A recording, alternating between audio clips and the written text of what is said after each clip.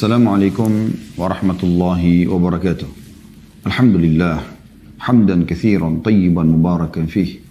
Selalu saja lisan kita memuji Sang Pencipta Allah, memuji dan memujanya, karena seorang muslim sangat yakin kalimat Alhamdulillah adalah kalimat penghubung antara dia dengan Tuhannya Allah subhanahu wa ta'ala, dan ini dikenal dengan kalimat syukur, berterima kasih atas segala nikmat yang telah Allah berikan. Dan dengan kalimat ini segala fasilitas akan diberikan oleh Allah subhanahu wa ta'ala juga ditambahkan.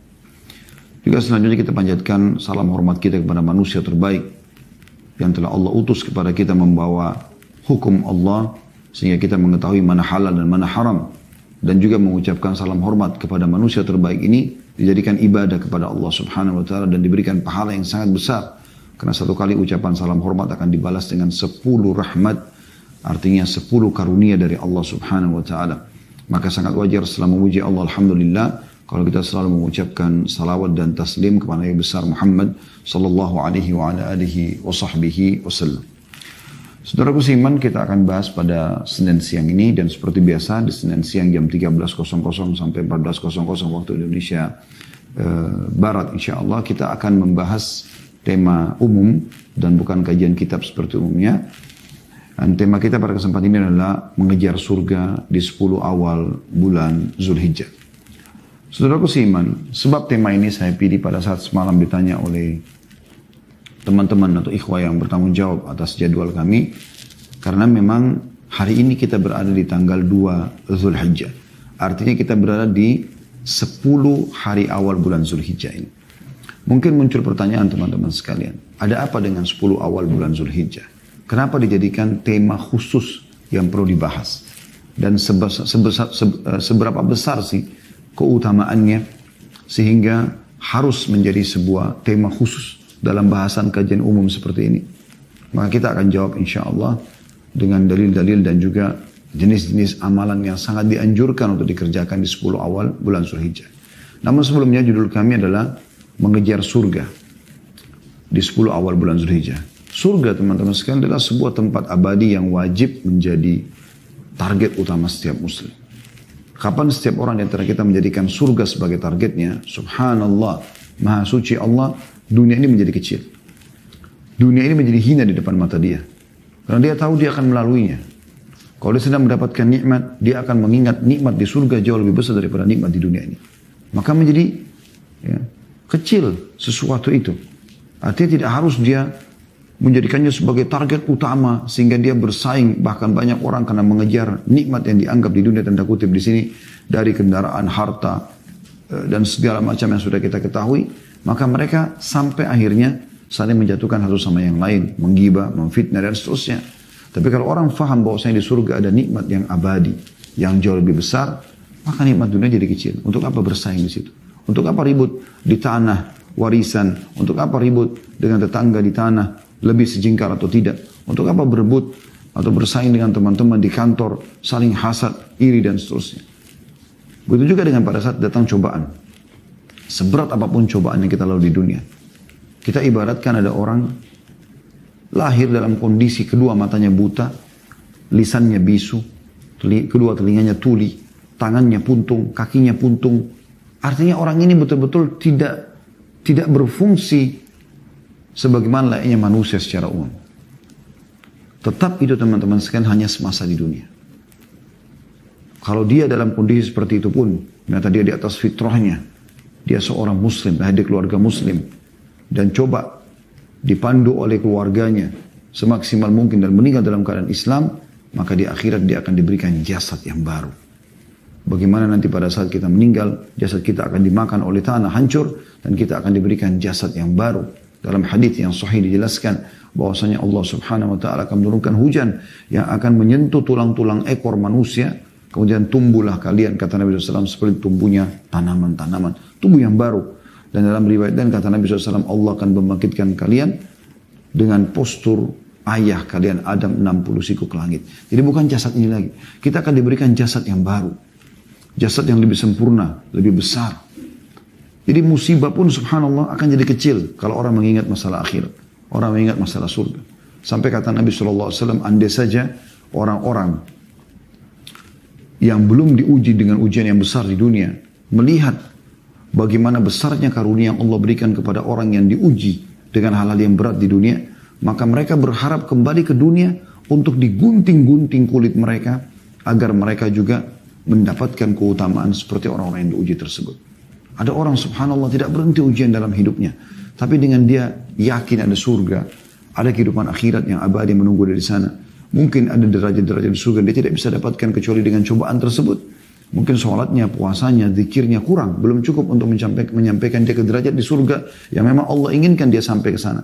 Tapi dengan cobaan 10 tahun dia sakit, gangguan orang, utang yang tidak dibayar, dan segala macam hal yang sudah kita tahu dan umumnya kita melaluinya, maka itu dia diberikan derajat yang tinggi tadi.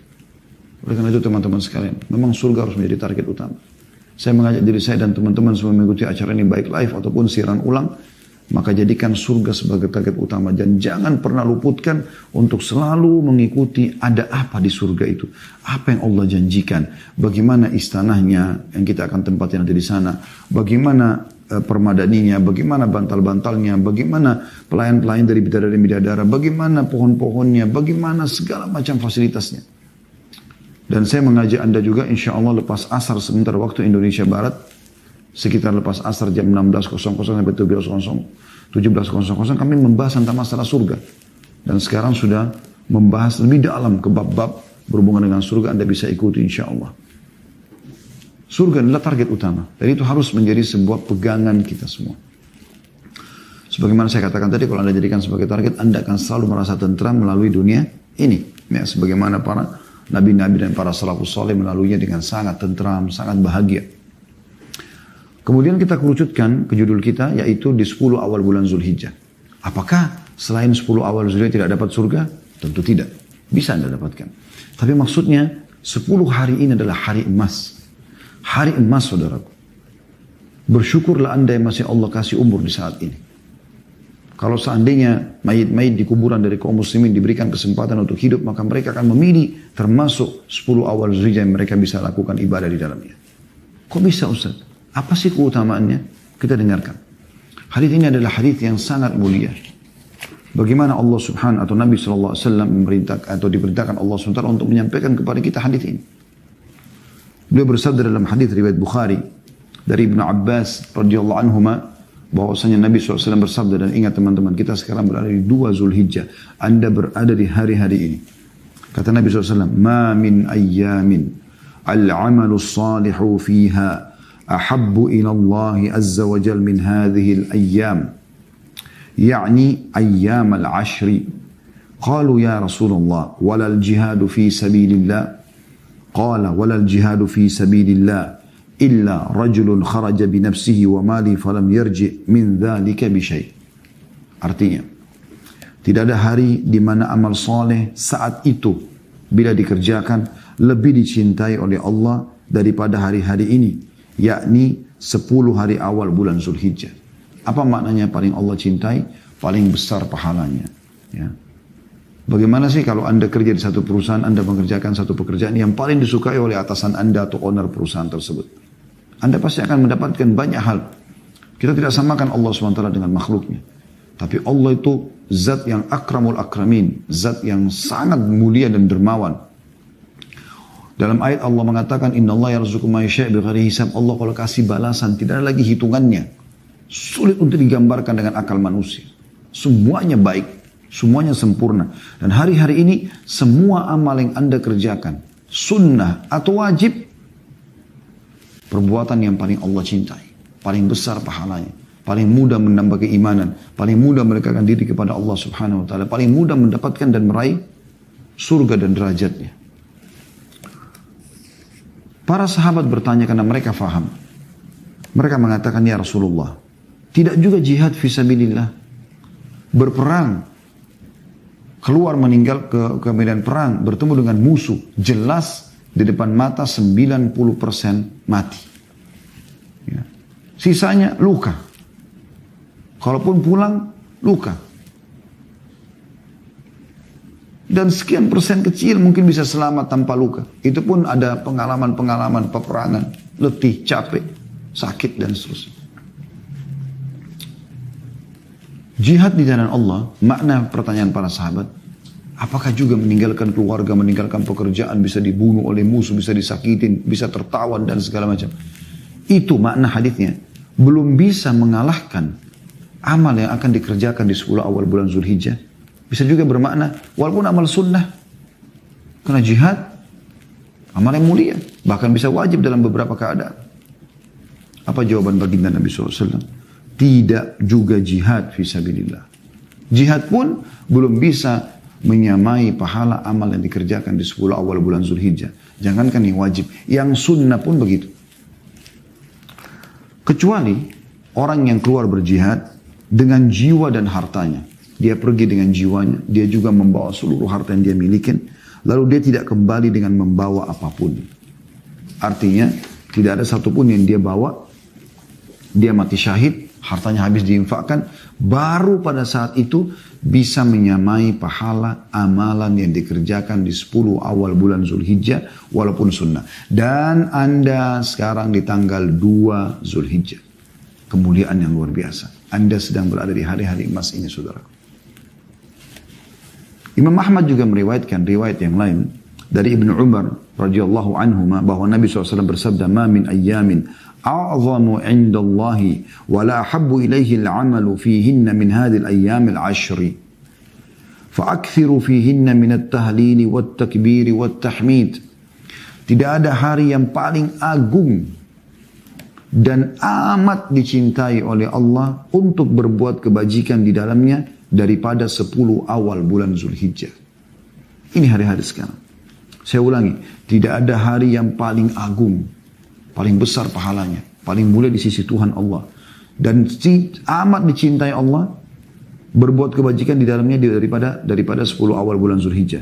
Maka perbanyaklah pada saat itu tahlil, memuji Allah, berzikir la ilaha illallah, takbir, Allahu akbar, tahmid, atau memuji mengatakan alhamdulillah pada saat itu. Hadis ini diriwayatkan oleh Imam Ahmad. Teman-teman sudah renungi hadis ini, apa yang kami sampaikan tadi? Luar biasa. Ya. Kalau Anda punya seperti biji sawi dari keimanan, pasti Anda akan tersentuh dengan ini. Ternyata saya sedang berada di hari-hari emasku. Hari-hari di mana semua amal, sekecil apapun, tidak usah bicara yang wajib, sunnah saja mengalahkan pahala jihad. Dan paling besar pahalanya di sisi Allah Subhanahu wa Ta'ala. Paling Allah cintai. Baik teman-teman sekalian, kita masuk lebih dalam. Pertanyaan sederhana, lalu amalan apa kira-kira di 10 awal Zulhijjah ini yang kita harus lakukan sehingga bisa maksimal? Puncak amal yang paling besar pahalanya di 10 awal ini adalah ibadah haji. Karena hari-hari ini mulia, Allah jadikan rukun iman, rukun Islam yang kelima ini terjadi di tanggal 8 Zulhijjah sampai 13 Zulhijjah. Termasuk awal-awal bulan Zulhijjah. Ya. Ini puncaknya. Tanggal 8-nya hari Tarwiyah, jemaah haji masuk ke Mina. Tanggal 9-nya hari Arafah, jemaah haji wukuf di Arafah. Dari terbit matahari sampai terbenam matahari. Malamnya ke Muzdalifah. Tanggal 10-nya hari Nahar atau hari Idul Adha, mereka jumrah di Mina. Dan mereka nginap di Mina pada hari itu. Kemudian, ini puncaknya. Kemudian 11, 12, 13 dikenal dengan hari Tasyrik. Itu adalah pelengkapnya nginap di Mina sambil jumrah selama 3 hari. Dan haji ini teman-teman punya keutamaan yang luar biasa. Besar sekali keutamaan. Bagi yang sudah pernah haji, niatkan haji lagi. Bagi yang belum haji, jadikan target utama haji ini. Ya. Luar biasa keutamaannya. Coba kita dengarkan teman-teman beberapa keutamaan haji. Ya. Misal hadis yang sahih riwayat Bukhari. Abu Hurairah radhiyallahu anhu berkata, "Su'ila an-nabiy sallallahu alaihi wasallam ayyul a'mali afdalu?" Ditanyakan kepada Nabi sallallahu alaihi wasallam, amalan apa yang paling afdal, yang paling besar pahalanya? Qala imanu billahi wa rasulih. Yang pertama beriman keberadaan Allah, membenarkan keberadaannya dan patuh terhadap peraturannya, juga kepada Rasulnya, utusannya Muhammad SAW. Qila thumma madha? Lalu ditanya lagi, lalu apa ya Rasulullah setelah iman kepada Allah dan Rasulnya? Qala jihadun fi sabilillah. Kata Nabi SAW, berjihad di jalan Allah. Qila thumma madha. Lalu ditanyakan yang ketiga, lalu apa lagi setelah itu? Qala hajjul mabrur. Haji yang mabrur. Ya. Di dalam hadis yang lain diriwayatkan juga oleh Bukhari dan Muslim. Abu Hurairah radhiyallahu anhu berkata, Rasulullah sallallahu alaihi wasallam bersabda, "Wal hajjul mabrur laisa lahu jazaa'un illa al-jannah." Dan haji yang mabrur yang diterima oleh Allah karena memenuhi syarat dan rukunnya tidak ada balasannya kecuali surga. Oleh karena itu usahakan selalu mengerjakan ibadah haji ini. Nah, ibadah haji luar biasa. Begitu juga haji ini terhitung sekaligus seperti pahala orang yang berjihad. Diriwayatkan dalam riwayat Bukhari dari Ummul Mukminin Aisyah radhiyallahu anha, ia berkata, "Ya Rasulullah, naral jihadu afdalal amal." Wahai utusan Allah, kami lihat jihad adalah amal yang luar biasa pahalanya. Afala nujahid? Bolehnya kami berjihad? Qala la, lakin afdalal jihadi hajjul mabrur. Tapi ketahuilah, jihad yang afdal adalah haji yang mabrur. Ya. Artinya dia juga termasuk seperti pahala jihad. Bahkan dia dihitung pahala jihad, terutama bagi wanita yang memang tidak punya perintah untuk berjihad di medan perang. Demikian pula hadis Bukhari yang lain. Dijanjikan orang kalau haji betul-betul ikhlas karena Allah dan dia mengikuti syarat-syaratnya, rukun-rukunnya, tata cara yang benar. Oleh karena itu Anda kalau ikut travel yang benar, yang pandunya benar, bukan melakukan banyak ritual-ritual dan tidak punya panduan sehingga sia-sia ibadah haji Anda. Di mana Nabi SAW bersabda, dan juga masih dari Abu Hurairah radhiyallahu anhu, "Man hajja lillahi falam yarfuth walam yafsuq raja'a yaumi waladathu ummu." Barang siapa yang haji namun dia tidak berkata-kata yang seronok, berkata-kata syahwat, ya, atau kata-kata yang buruk. Tentu bukan pada pasangan halalnya. Sedangkan kalau pasangan halal saja suami istri kalau lagi ihram tidak boleh mengucapkan kalimat syahwat.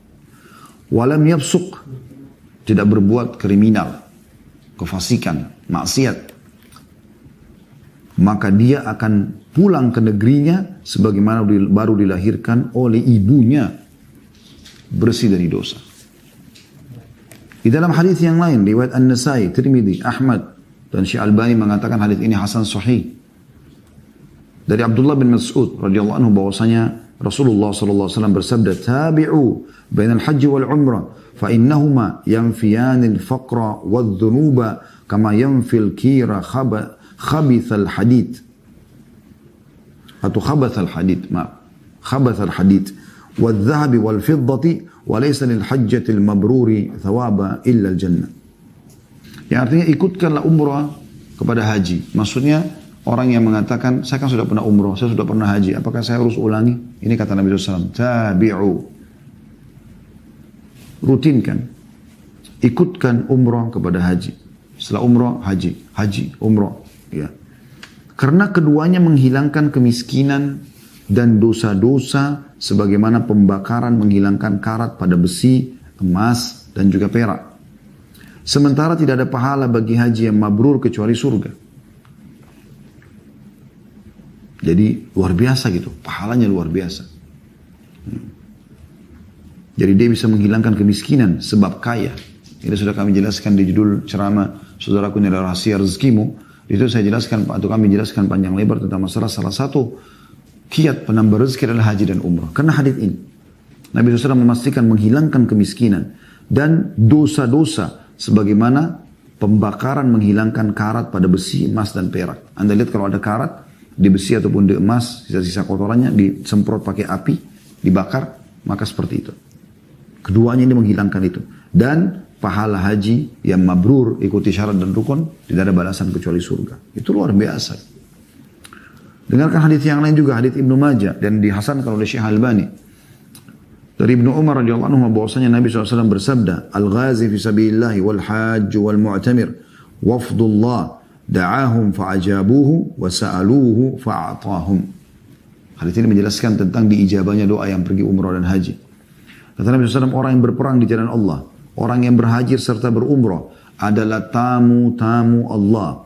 Allah memanggil mereka, mereka pun memenuhi panggilan. Oleh karena itu jika mereka meminta kepada Allah, pasti akan diberi. Pasti akan diberi. Ya. Ini keutamaan yang luar biasa. Itu juga dengan hadis yang masyhur, hadis yang lain riwayat Bukhari Muslim juga. Kata Nabi SAW, al-umratu ila al-umrati kaffaratun lima bainahuma, wal hajjil mabruru laysa lahu jazaa'un illa al-jannah. Antara umrah ke umrah, ini berarti ada perintah untuk rutinitas kan. Semoga Allah hilangkan corona dan kita bisa kembali aktivitas umrah seperti dulu. Sudah hampir setahun, lebih dari setahun sebenarnya. Tidak ada umrah, kemudian sempat dibuka sebentar lalu kemudian ditutup lagi. Terutama bagi negara kita juga Indonesia. Allahul musta'an, Allah tempat kita meminta pertolongan. Semoga satu waktu bisa diulangi lagi insya Allah. Lakukan ini. Yang tidak punya kemampuan niatkan, berdoa kepada Allah. Ini keutamaan besar. Antara umrah ke umrah tebusan dosa di antara keduanya dan haji yang mabrur tidak ada balasan kecuali surga. Nah, jadi jelas sekali bagaimana keutamaan daripada haji ini. Kemudian teman-teman sekalian, hal yang lain yang sangat dianjurkan setelah haji tentunya, yaitu bagaimana Anda melakukan sholat Id, Idul Adha. Ini juga termasuk punya keutamaan tersendiri ya. Dan sholat Idul Adha ini lebih afdal daripada sholat Idul Fitri. Karena Idul Adha berada di 10 awal bulan Zulhijjah. Yang sudah kita sebutkan tadi hadisnya. Sementara sholat Idul Fitri berada di 1 Syawal. Bukan lagi di Ramadan. Ramadan punya keutamaan sendiri. Tapi 1 Syawal. Bulan Syawal tidak seperti kedudukan bulan Zulhijjah. Dan ini sholat Idul Fitri, Idul Adha berada di tanggal 10 Zulhijjahnya. Puncaknya. Juga setelah sholat Idul Fitri, Anda tidak ada anjuran untuk melakukan ibadah khusus. Anda bebas saja. Tapi sholat Idul Fitri, Idul Adha, sholat Idul Adha, Allah SWT mengatakan, masyhur sekali. Ayatnya, A'udzubillahi minasyaitonir rajim, fasalli rabbika wanhar. Sholatlah hai Muhammad Idul Adha itu, dan berkurban nasranya. Ada ibadah kurban. Ini ada penekanan. Di dalam hadis Ummu Atiyah radhiyallahu anha beliau berkata, amarana ta'ni an-nabiyya sallallahu alaihi wasallam an nukhrija fil 'idaini al-awatiqa wa dhawatil khuduri wa amara al-haydha an ya'tazilna musallal muslimin. Bahwasanya Nabi SAW memerintahkan kepada kami pada saat sholat Id, Idul Fitri dan Idul Adha, agar mengeluarkan para gadis yang baru beranjak dewasa dan wanita yang dipingit, begitu pula wanita yang sedang haid. Namun beliau memerintahkan para wanita yang sedang haid untuk menjauhi tempat sholat. Nanti tetap hadir, tapi ya, meninggalkan atau menjauhi tempat orang-orang sholat supaya tidak mengganggu mereka maksudnya. Ada pendapat ulama yang mengatakan bahwasanya sholat Id itu wajib. Dan Allahu a'lam, kami pun cenderung dengan pendapat ini karena memang hujahnya sangat kuat. Anda bisa dengarkan bagaimana Syekh Islam Ibn Taimiyah rahimahullah mengatakan pendapat yang mengatakan bahwa sholat hukum Id adalah wajib lebih kuat daripada yang menyatakan bahwasanya hukumnya adalah fardu kifayah atau wajib bagi sebagian orang saja. Artinya kalau Anda sudah ada yang kerjakan berarti yang lain gugur gitu.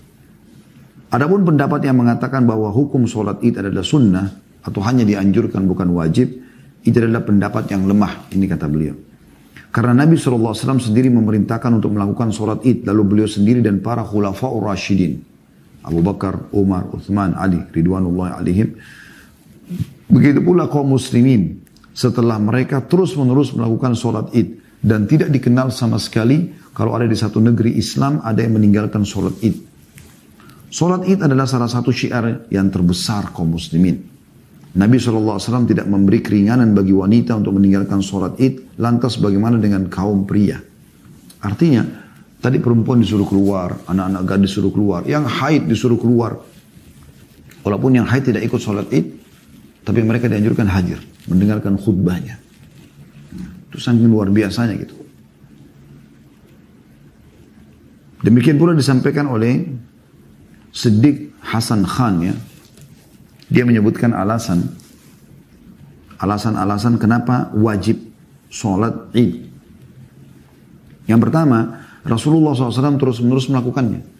Dia tidak pernah disebutkan riwayat Nabi pernah tinggalkan sholat Id sekalipun. Berarti kan menandakan ini sebuah kewajiban. Yang kedua, Nabi SAW memerintahkan kaum muslimin untuk keluar rumah untuk menunaikan sholat Id. Perintah untuk keluar rumah menunjukkan perintah untuk melaksanakan sholat itu sendiri bagi orang yang tidak punya udzur. Karena disuruh keluar, berarti disuruh sholat. Mirip dengan Jumat kita yang disuruh keluar. Yang ketiga,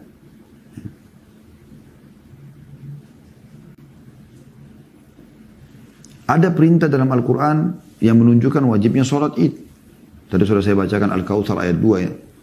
Fassalli li rabbika wanhar fil amr, ya. Fassalli, sholatlah itu. Sholat Idul Adha itu.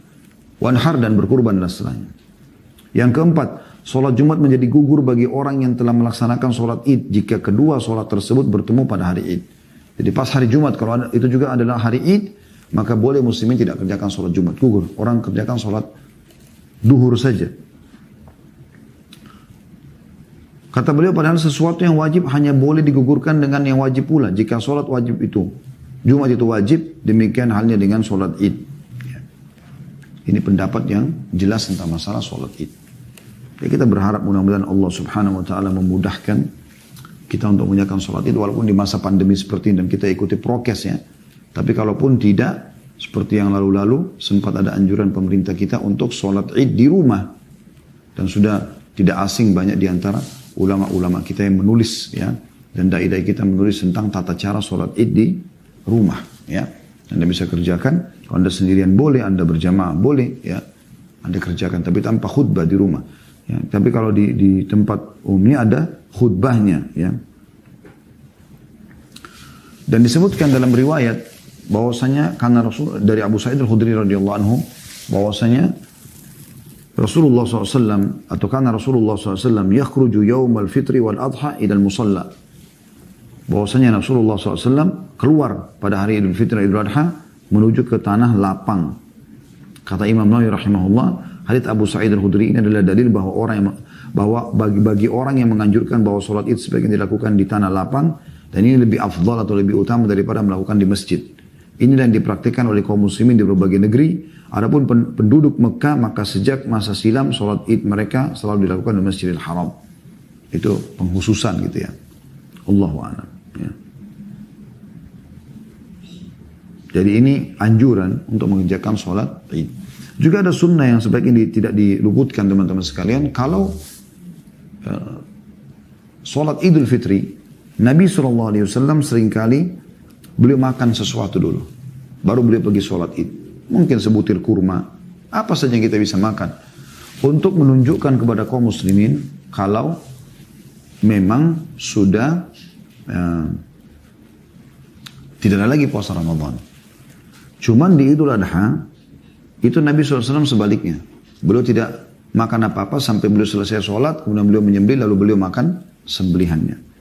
Disebutkan dari hadits Abdullah bin Buraidah radhiyallahu anhu, dari ayahnya ia berkata radhiyallahu anhu, karena Rasulullah SAW la yaqdu yaumal fitri hatta ya'kul wa la ya'kulu hatta ya'kula wa la ya'kulu yaumal adha hatta yarji'a fa ya'kula min udhiyatihi.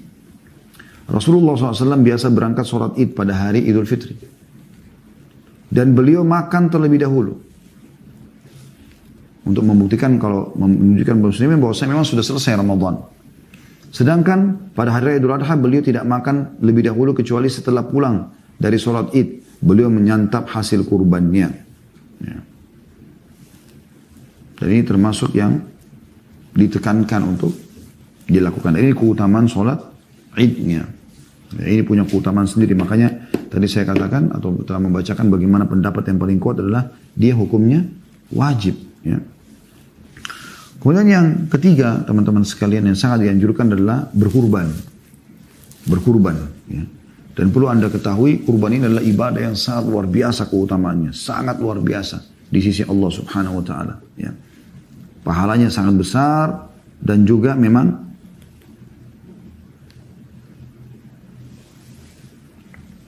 dia punya kedudukan khusus sendiri, ya. Allah Subhanahu wa taala hubungkan dalam surah Al-Kautsar ayat 2 tadi, "Fasholli li rabbika wanhar." Allah hubungkan salat Id ini yang tadi sudah kita jelaskan kewajibannya dan bagaimana Nabi SAW mengerjakan dan memerintahkan seluruh muslimin termasuk wanita pun disuruh keluar untuk hadir, walaupun yang haid, yang berhalangan, mereka duduk kemudian mendengarkan khutbah walaupun tidak ikut sholat dan berusaha tidak memutus saf orang-orang sholat, mereka berada di bagian belakang mungkin, ya. Yang jelas mereka disuruh keluar. Dan bagaimana Nabi SAW tidak pernah meninggalkan sholat ini. Lalu Allah mengatakan wanhar, setelahnya berkurban. Ini menandakan kurban itu punya kedudukan sendiri, gitu kan? Dan bagaimana kejadian kurban yang sudah kita tahu sama-sama teman-teman sekalian, awal kisahnya dari mana? Dari Nabi Ibrahim AS pada saat mimpi menyembelih Ismail AS. Jadi untuk keluarnya hukum berkurban ini luar biasa. Ada prosesi dulu yang sangat luar biasa, ujian datang kepada ayahanda Ibrahim AS, ayah orang-orang beriman, ayah para nabi-nabi.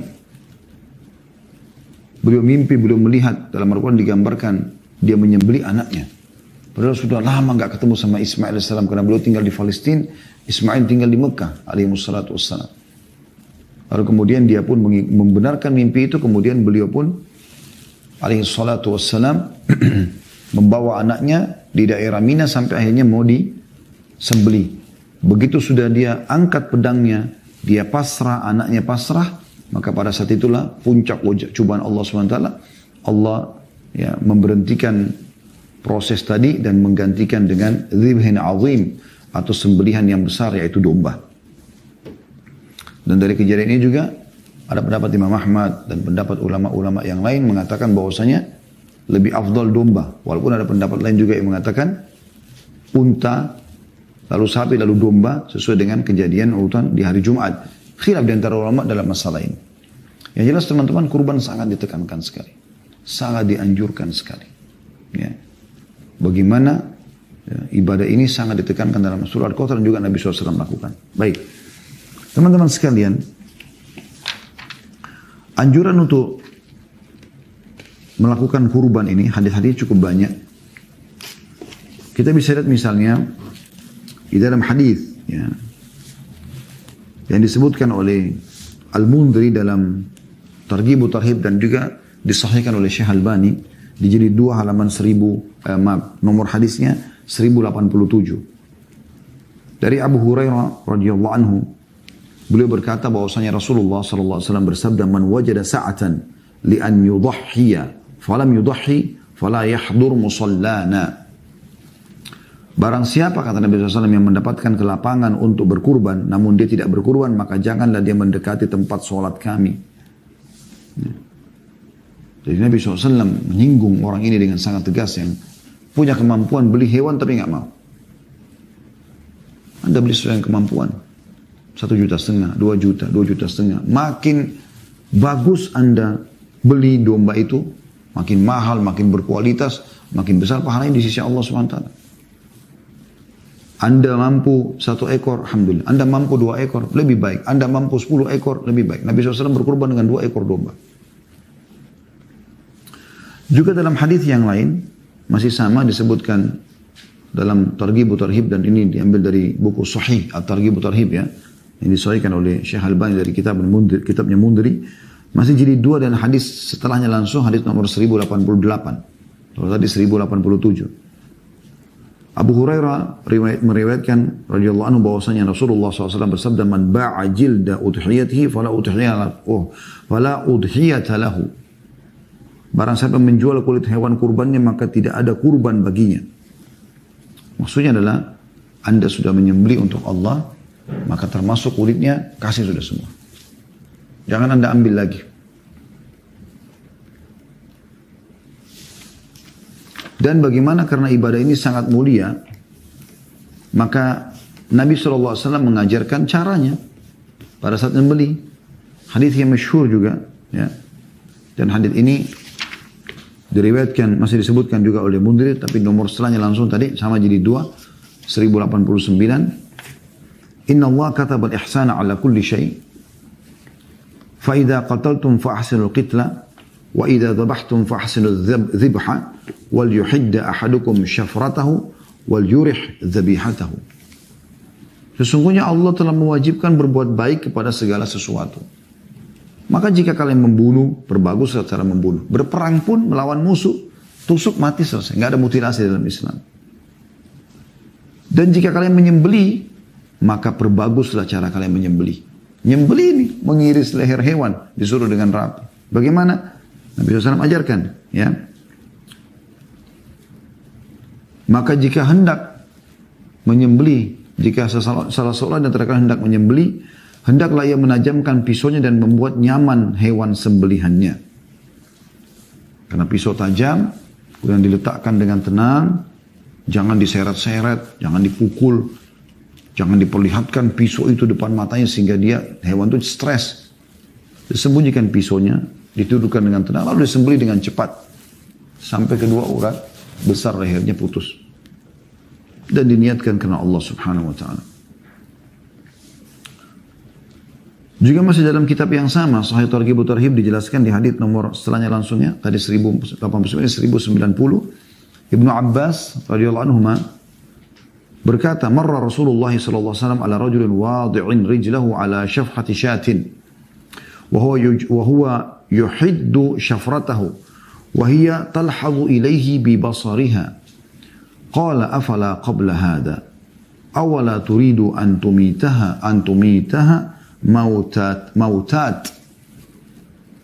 Artinya Rasulullah SAW melewati seseorang laki-laki yang sedang meletakkan kakinya di lambung seekor domba. Dibaringin, diinjak lambungnya. Sambil dia mengasah pisau. Diperlihatkan domba itu. Sementara domba itu memperhatikan dengan matanya. Maka beliau SAW mengatakan, mengapa tidak engkau lakukan sebelum ini? Asap pisaumu jangan perlihatkan dia.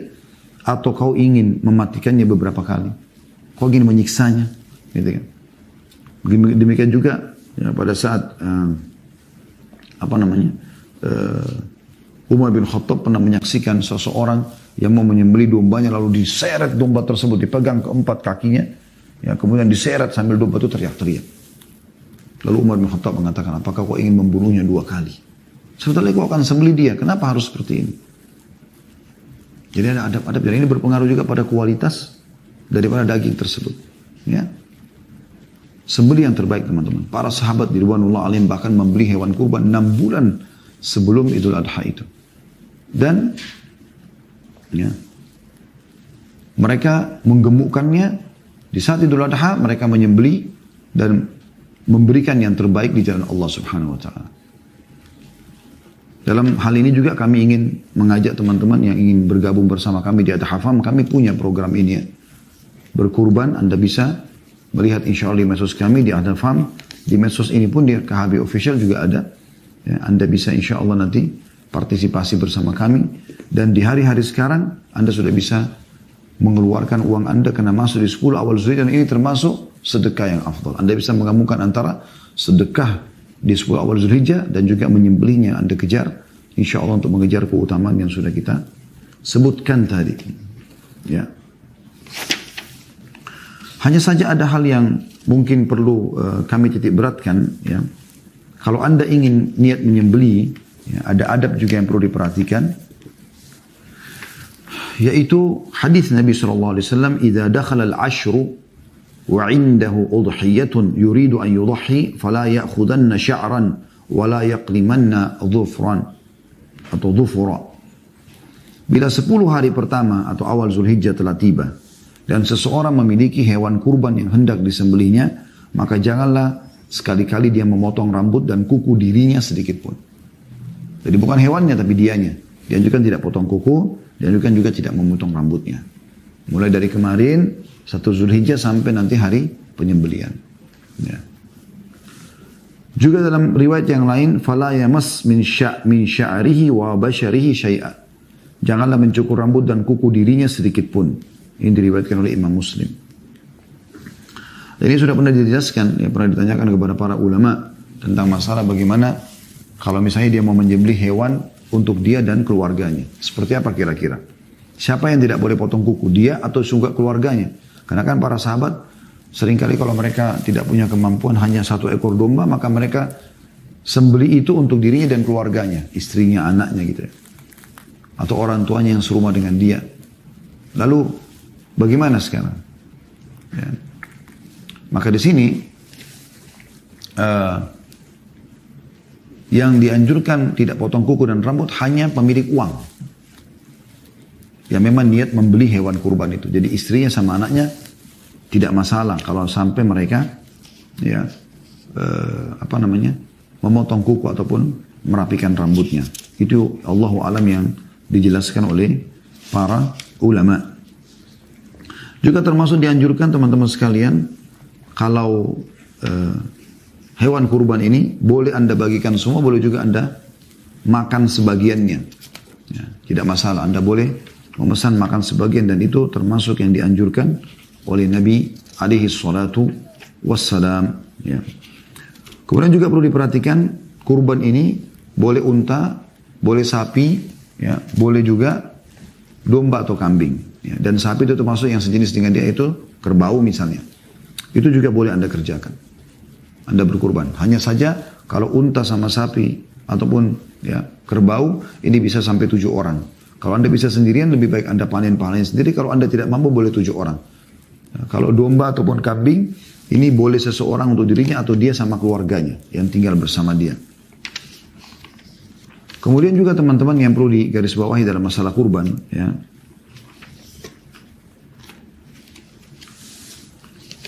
tentang masalah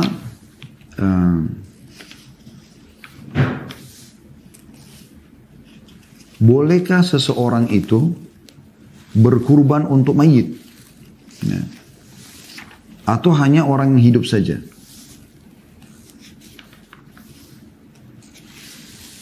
Ada pendapat Syekh Utsaimin rahimahullah yang saya ingin bacakan di sini. Kata beliau, hukum asal berkurban adalah disyariatkan bagi mereka yang masih hidup. Sebagaimana Rasulullah SAW dan para sahabat, beliau berkurban atas nama diri mereka dan keluarga mereka. Sedangkan apa yang menjadi perkiraan orang-orang bahwa kurban khusus bagi orang yang sudah meninggal dunia tidak ada dasarnya, kata beliau. Namun, beliau mengatakan, dasar hukumnya tidak ada khusus ya.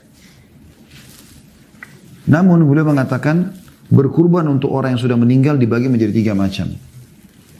Yang pertama, disembelikan kurban untuk mereka yang sudah meninggal karena mengikuti mereka yang masih hidup. Seperti seseorang berkurban atas nama dirinya dan keluarganya dengan niat untuk mereka yang masih hidup dan yang sudah meninggal. Ini boleh dilakukan, kata beliau. Dalil dari pendapat ini adalah kurban Rasulullah SAW untuk diri beliau dan keluarganya, dan di antara mereka ada yang sudah meninggal dunia. Nabi SAW mengatakan ini dan untuk keluargaku. Di sini umum. Kemudian yang kedua, berkurban untuk mereka yang sudah meninggal dunia karena menunaikan wasiat orang yang meninggal dunia tadi. Misalnya ada seseorang sebelum meninggal dia mengatakan, kalau saya meninggal sebelum Idul Adha ini, tolong ya uang ini disembelikan. Dia wasiatkan. Makanya dijalankan. Kemudian yang ketiga, hewan kurban untuk mereka yang sudah meninggal secara terpisah dengan mereka yang masih hidup. Sendiri khusus. Misalnya seseorang berkurban atas nama bapaknya atau ibunya atau keduanya yang sudah meninggal. Saya ulangi. Misalnya seseorang berkurban atas nama bapaknya saja atau ibunya saja yang keduanya sudah meninggal dunia. Maka hal ini juga masih boleh dilakukan, kata beliau. Para ulama fikih Hanabilah berpendapat bahwa pahalanya akan sampai kepada ahli kubur dan merasakan manfaatnya dikiaskan dengan sedekah atas nama orang yang sudah meninggal dunia. Akan tetapi, beliau mengatakan alasannya, kami tidak berpendapat bahwa hewan kurban hanya dikhususkan atas nama mayit saja termasuk dari sunnah. Karena Rasulullah SAW tidak melakukan kurban salah satu dari mereka yang sudah meninggal dunia secara khusus. Jadi poin ini sebenarnya poin ketiga, berkurban untuk orang meninggal dunia, ada pendapat yang membolehkan. Tapi beliau, Syekh Utsaimin menyampaikan pendapat beliau, mengatakan bahwasanya ini tidak ada dasarnya, ya, secara khusus ya. Tapi ada pendapat yang membolehkan. Karena Rasulullah SAW tidak pernah berkurban secara khusus untuk Hamzah pamannya yang sudah meninggal dan orang yang paling dicintai. Demikian juga dengan anak-anak beliau yang meninggal, ya. Sementara mereka atau beliau masih hidup, seperti ketiga anak perempuannya, Ruqayyah, Ummu Kalthum dan Zainab radhiyallahu anhunna. Kemudian ketiga anak laki-lakinya, ya, Qasim, Abdullah dan Ibrahim. Ya. Kemudian radhiyallahu anhum ajma'in. Kemudian juga beliau tidak pernah berkorban untuk istrinya Khadijah. Tidak ada satupun riwayat dinukil, padahal beliau adalah termasuk wanita yang paling dicintai oleh Nabi SAW. Ini pendapat beliau gitu. Ya. Cuma memang beliau kembalikan lagi kepada umumnya pendapat tadi yang sudah kita sampaikan. Baik, ini teman-teman berhubungan dengan masalah ibadah kurban. Kita akan masuk sekarang dengan ibadah yang keempat, yaitu puasa. Jadi sudah kita jelaskan tadi tentang haji, sudah kita jelaskan tentang sholat id, sudah kita jelaskan tentang berkurban. Sekarang kita masuk ke ibadah yang keempat, yaitu berpuasa. Ini sangat dianjurkan sekali. Bagi anda teman-teman yang mampu berpuasa selama 9 hari, maka lakukan selama 9 hari itu. Ya, maksudnya 9 hari berturut-turut dari mulai kemarin tanggal 1 Zulhijjah sampai 9 Zulhijjah. 1 hari sebelum Idul Adha. Dan ini diambil dari umumnya sabda Nabi SAW tadi, semua amal ibadah yang dikerjakan walaupun sunnah, itu lebih baik daripada jihad di 10 awal Zulhijjah ini. Dan kita tidak katakan puasa 10 hari karena di Idul Adha tidak boleh puasa. Ada hadis yang melarang puasa di hari raya Idul Fitri dan Idul Adha. Tapi di 9 harinya dianjurkan puasa. Ya, ini anjurannya. Dan tentu keutamanya sangat banyak sekali. Bagi anda yang bisa puasa 9 hari, alhamdulillah. Anda tidak bisa berapa hari anda mampu, silakan lakukan. Kalau anda tidak bisa juga, maka minimal anda puasa tanggal 9 atau hari Arafahnya. Bagi yang sedang tidak haji. Dan ini teman-teman, penekanannya sangat banyak, ya, atau keutamaan puasa itu sangat banyak. Di antaranya hadis Bukhari Muslim yang masyhur, di mana orang puasa itu memiliki keutamaan yang sangat besar, gitu. Kata Nabi SAW, Allah SWT berfirman tentang puasa, hadis qudsi ya, فَإِنَّهُ لِي وَأَنَا أَجْزِي بِهِ يَدَعُ شَهْوَةَ وَطَعَمَ وَشَرَبَ مِنْ أَجْلِ. Puasa itu milikku, aku akan balas langsung, karena dia meninggalkan syahwatnya, makanannya, minumannya semata-mata karena aku. Dan juga kata Nabi SAW dalam hadis yang sahih riwayat Bukhari Muslim, "Ma min 'abdin yasumu yawman fi sabilillah illa ba'ada Allah bidzalika wajhu 'anil nari 70 kharifa." Tidak ada seorang hamba pun yang berpuasa 1 hari di jalan Allah, melainkan Allah akan jauhkan dia dari api neraka itu selama 70 tahun. Kalau anda bertanya, niatnya puasa apa Ustaz? Selama 9 hari. 8 hari pertama anda niat puasa tatawu namanya. Puasa tambahan. Diambil daripada contohnya hadis Nabi SAW. Hadis sahih riwayat Bukhari, sehingga saya hadis Bukhari, tapi hadis ini hadis sahih. Di mana beliau pada saat pulang atau datang ke rumah Aisyah, selepas salat subuh lalu beliau bertanya, apakah kalian punya makanan? Kata Aisyah, tidak ada ya Rasulullah.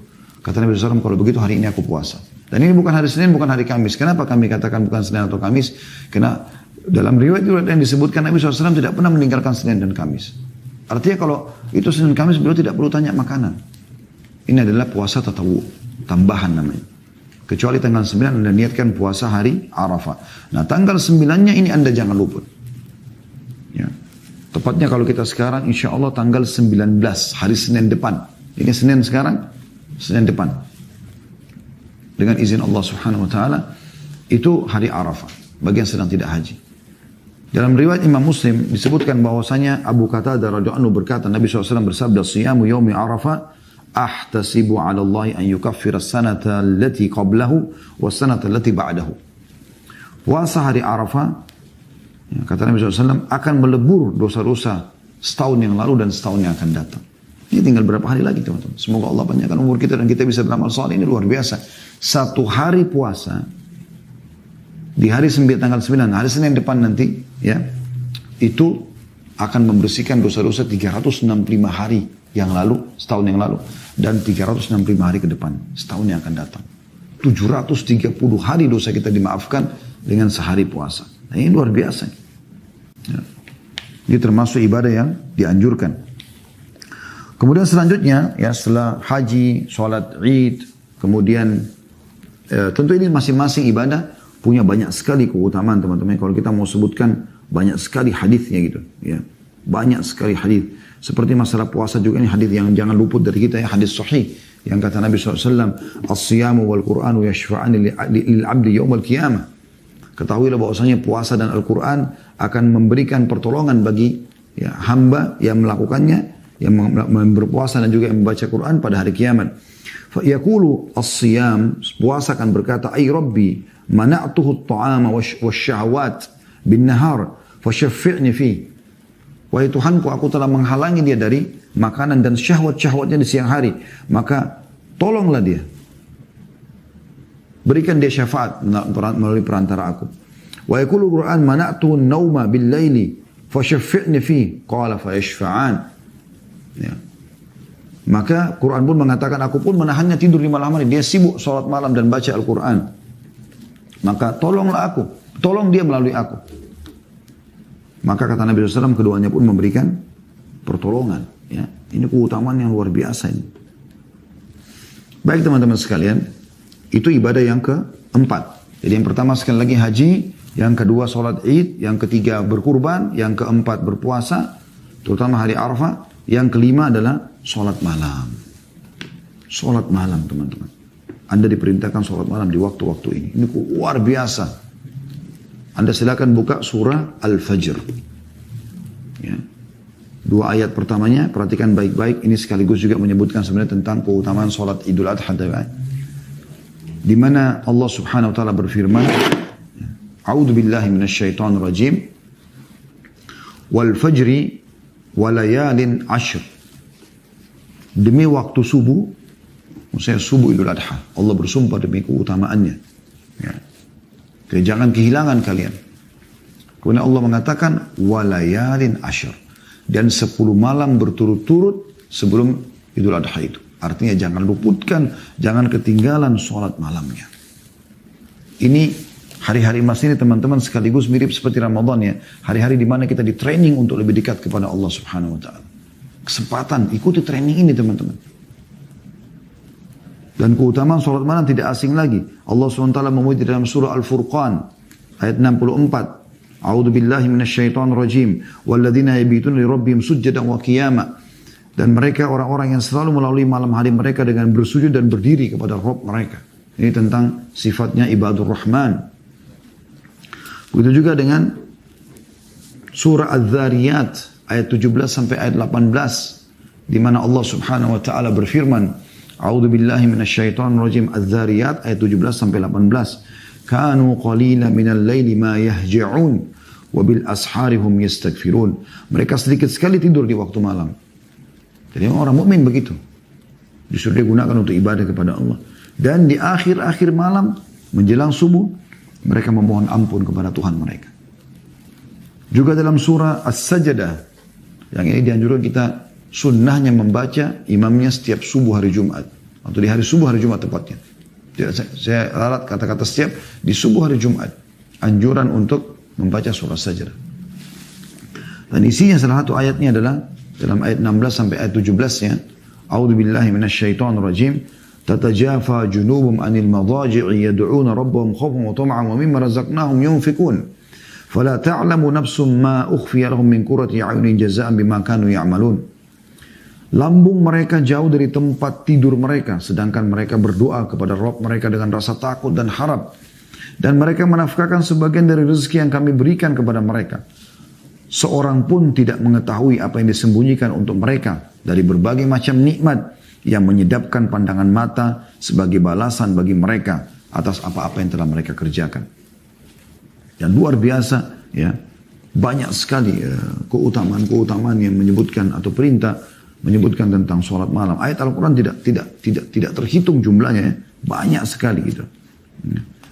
Allah mengatakan dalam surah Qaf, wa minal laili fasabbihu adbaras sujud, dan bertasbihlah kepada Tuhanmu di malam hari dan setiap selepas sholat ya. Kemudian juga dalam surah Al-Isra ayat 79, wa minal laili fatahajjad bihi nafilatan laka asa ayyab'atsaka rabbuka maqaman mahmuda. Dan pada sebagian malam ya, hari sholat tahajudlah hai Muhammad ya, sebagai satu ibadah tambahan bagimu. Mudah-mudahan Rabbmu mengangkat kamu ke tempat yang terpuji. Juga dalam surah Al-Muzammil ayat 1 sampai ayat 4, ya ayyuhal muzammil, hai orang yang berselimut. Nabi Muhammad SAW dipanggil oleh Allah, Qumil laila illa qalila, ya, dirikanlah sholat malam itu ya, di malam hari, waktu yang panjang itu, kecuali sedikit, boleh kau pakai istirahat. Nisfahu aw inqus minhu qalila, seperduanya atau kurangi dari seperdua itu. Auzid ali warattilil Qur'ana tartila. Atau tambah lebih banyak waktu kau pakai sholat lebih baik. Dan bacalah Al-Quran pada saat itu dengan tartil. Ini luar biasa dari dalilnya. Banyak sekali. Ya. Kemudian dalam surah Tur ayat 49. Wa minal laili fasabbihu wa idbaran nujum. Dan bertasbihlah kepadanya kepada Allah pada beberapa waktu di malam hari.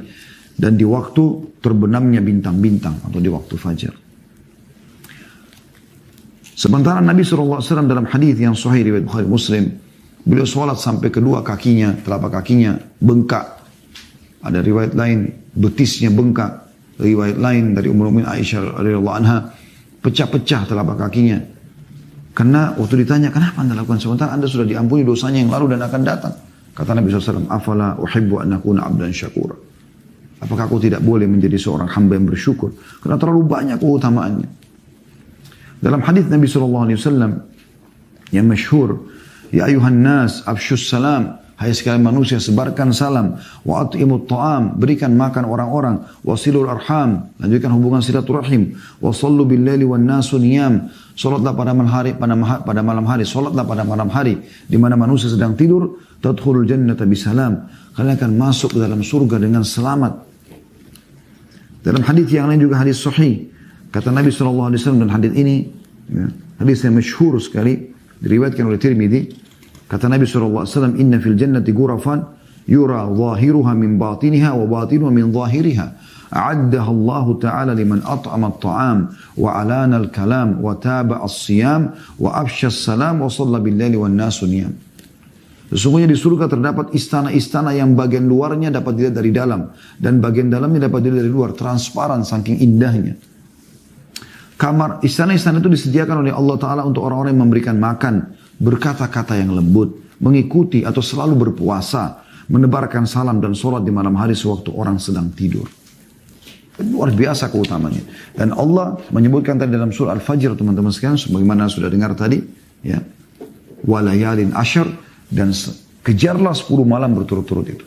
Sampai sebagian ulama ada yang mengatakan dengan adanya ayat Al-Quran ini, surah Al-Fajr 2 ayat ini, dengan juga hadis Bukhari tadi tentang amal yang dikerjakan di 10 awal bulan Zulhijjah lebih afdal daripada jihad, menandakan 10 awal bulan Zulhijjah lebih afdal daripada 10 akhir Ramadan. Anda bisa bayangkan itu. Luar biasa keutamaannya. Anda sekarang berada di hari-hari ini. Itu ibadah yang kelima. Ya, itu ibadah yang keenam tepatnya. Ibadah yang pertama haji. Ibadah yang kedua adalah sholat id. Ibadah yang ketiga berkurban. Ibadah yang keempat puasa. Ibadah yang kelima sholat malam.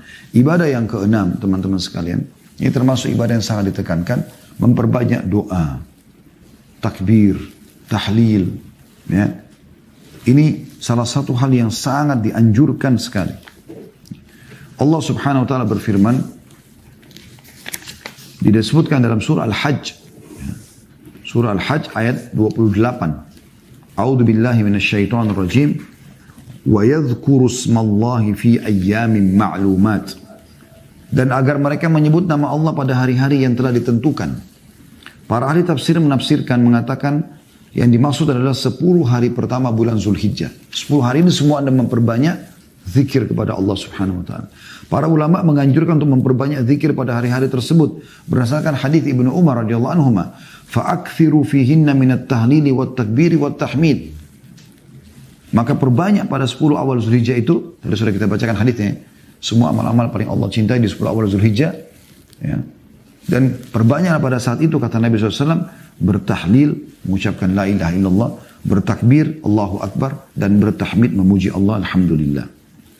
Imam Bukhari rahimahullah menuturkan bahwasanya Ibnu Umar dan Abu Hurairah radhiyallahu anhum ajma'in keluar ke pasar pada 10 hari pertama bulan Zulhijjah ini sambil mengumandangkan takbir. Kemudian orang-orang mengikuti takbirnya. Dan Ishaq rahimahullah meriwayatkan dari fuqaha tabi'in bahwa pada hari-hari itu hendaklah mengucapkan Allahu Akbar, Allahu Akbar, Allahu Akbar, la ilaha illallah, Allahu Akbar, walillahil hamd. Dianjurkan juga mengeraskan suara dalam bertakbir. Baik sedang berada di pasar, di rumah, di jalan, di masjid. Ya. Sebagaimana Allah berfirman dalam surah Al-Baqarah 185. A'udzu billahi minasyaitonir rajim wa litukabbirullaha ala ma hadakum wa la'allakum tashkurun. Dan hendaklah kalian mengagungkan Allah pada hari-hari tersebut atas petunjuknya yang telah diberikan kepada kalian dan agar kalian bersyukur kepadanya. Tentu di sini bukan berarti mengumandangkan takbir secara bersama-sama, tapi yang dianjurkan maksudnya adalah orang bertakbir tapi ada suaranya keluar. Allahu Akbar, Allah, lagi duduk sendiri di mobil, lagi duduk di ruang tamu, ya, lagi menuju ke satu tempat, ya, kita membaca, itu yang dimaksudkan. Kemudian teman-teman sekalian, juga ada anjuran setelah takbir ini ada sebuah hadis, ya, ada sebuah hadis. Subhanallah, ini ada sebuah flyer kecil saya dapatkan dari sahabat saya. Semoga Allah jaga beliau, Dr. Muhammad Rasul dari Madinah. Semalam beliau kirimkan. Dan hadis ini disatakan sahih oleh Syekh Albani dalam Sahihul Jami'. Ya. Dan judulnya Bisyara liman kabbara wa halal fi ashr min Zulhijjah. Berita gembira bagi orang yang memperbanyak takbir dan tahlil Allahu Akbar dan la ilaha illallah di 10 awal bulan Zulhijjah. Beliau bersabda, "Ma ahalla muhillun qattun illa busyira, wala kabbara mukabbirun qattun illa busyira." Qila ya Rasulullah, bil jannah? Qala na'am. Artinya, tidak ada seseorang pun yang mengucapkan la ilaha illallah kecuali akan mendapatkan berita gembira. Dan tidak ada seseorang yang bertakbir kecuali Allah akan berikan dia berita gembira. Kata para sahabat, ya Rasulullah, berita gembira atas apa? Surga kah? Kata Nabi SAW, iya, surga. Ya. Jadi ini keutamaan atau anjuran amal yang selanjutnya. Juga di sini masuk namanya doa. Karena orang lagi puasa mustajab doa, ini hari-hari Allah cintai, berarti juga doa Allah ijabah. Nah, ini bahasan panjang, tapi ini termasuk hal yang sangat ditekankan. Yang terakhir teman-teman sekalian adalah semua ibadah umumnya. Seperti Anda bakti dengan orang tua. Intinya semua ibadah yang Anda kerjakan di 10 awal ini sangat besar pahalanya. Silaturahim keluarga, ya, bersedekah, menjenguk orang sakit, ya, memenuhi hajat seorang muslim, menggembirakan hatinya, ya, dan seterusnya. Semua jenis ibadah, maka itu adalah ibadah-ibadah yang mulia kalau Anda kerjakan di 10 awal bulan Zulhijjah. Tentu kalau kita ingin rincikan satu persatu teman-teman sekalian sangat banyak dan sangat panjang bahasanya, tapi yang tadi adalah inti daripada ibadah-ibadah yang sangat dianjurkan.